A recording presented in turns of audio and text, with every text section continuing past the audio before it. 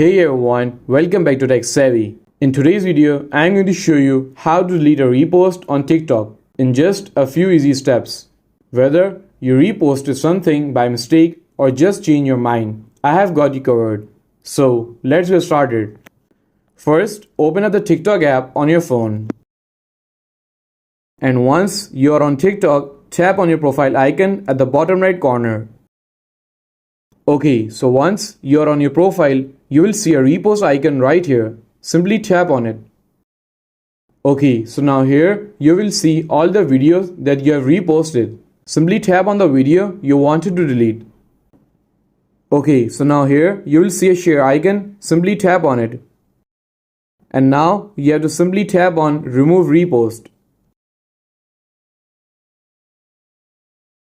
You can simply delete all of the videos that you have reposted on TikTok. And that's it. The repost has been successfully deleted from your profile. If you found this video helpful, please give it a thumbs up and don't forget to subscribe to Tech Savvy for more helpful content. And I will see you in the next video. Thanks for watching.